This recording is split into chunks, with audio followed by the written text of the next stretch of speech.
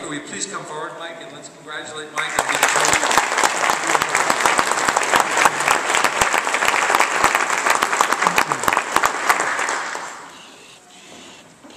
Wow. We are finally here. I don't think we thought we'd be here 16 months ago. First, I just wanted to echo the same things that Steve and Larry just said.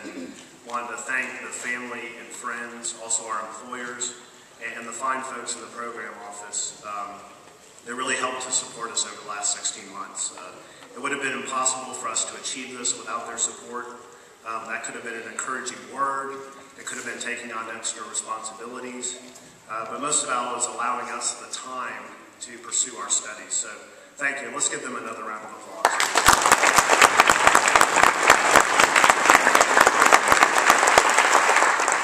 Now I'd like to turn my attention to the class.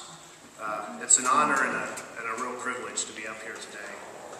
Clearly we've been given a great opportunity in attending this program. We've learned so much. We've learned that there's no greater fear than being cold called in Kids Angels class. We've learned how to maximize our purchasing power parity to get the most for our dong in Vietnam. That's the currency for those of you that haven't been there. For those of us with a non-accounting background, we've learned what the heck a T account is, and that balancing a checkbook does nothing to prepare you for a balance sheet. But what are we going to do with this knowledge that we've gained and the relationships that we've formed? What does it mean to be a servant leader? And that's what I'd like to talk about for a few moments. First, I say that this means doing everything with excellence. This became a theme for our class in the wake of Tony Edge's passing. Let us not just do the work that is required of us. Let us strive to do everything to the best of our ability, all of the time. This applies to our professional as well as our personal lives. Excellence means striving for more. It means looking for ways to do better, not just being content with what others consider acceptable. Excellence is not stopping at what is required, but going boldly far beyond. When I think of Emory's values, excellence encompasses many of them. Courage, leaders take risks. Integrity, leaders tell the truth. Accountability, leaders are responsible. Rigor, leaders know business.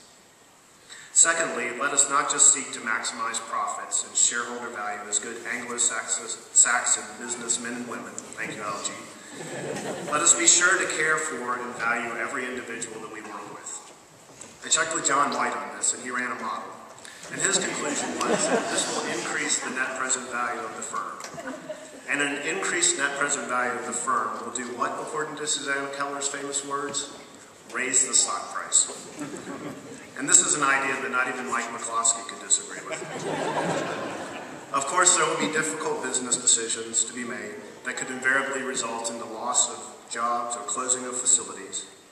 However, during those difficult times, it is especially important to exhibit care for those affected.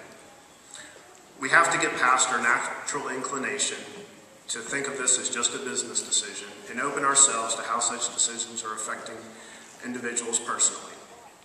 The people in an organization are going to be looking to the leadership for guidance and reassurance, even during the course of normal business. I'm reminded of the weekend we gathered after Tony's passing.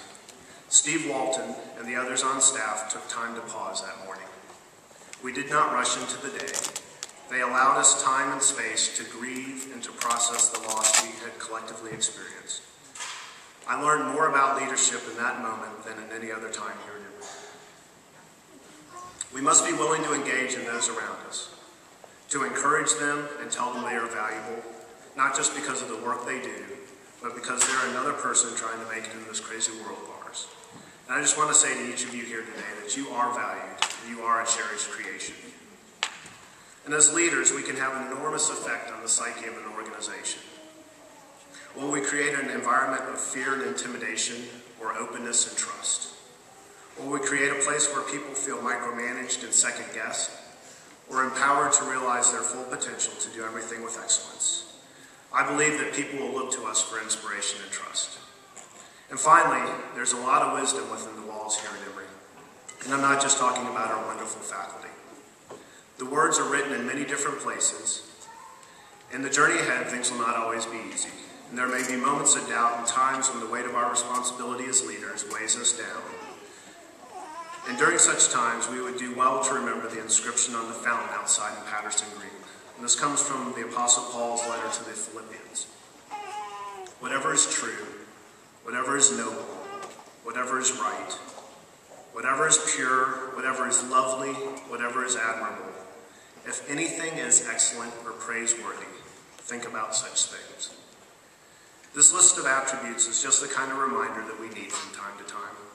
When we are blinded by the current crisis or the weight of our responsibility, when we face a difficult decision and need to reorient our thinking, we need to think of the truth, being honorable, what is lovely outside the current situation. We need to be reminded of doing everything with excellence. So in closing, let us choose to be great servant leaders. Let us do everything with excellence. Let us care for those around us. Let us remember Paul's words. And there's another inscription that I'd like to close with. It's from the bench just inside the doors of the business school building. And it says, "Go forth with courage without delay into the uncharted to receive your reward." Thank you. Good luck and God bless.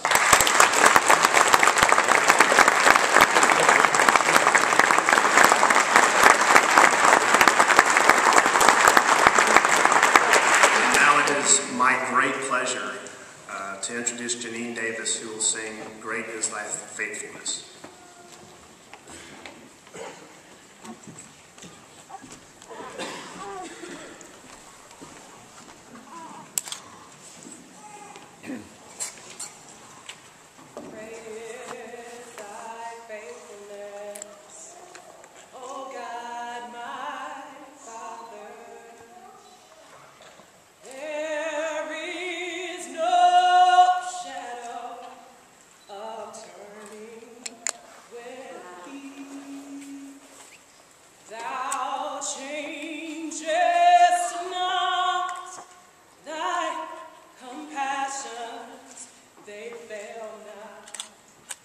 And as thou hast been, thou forever will be.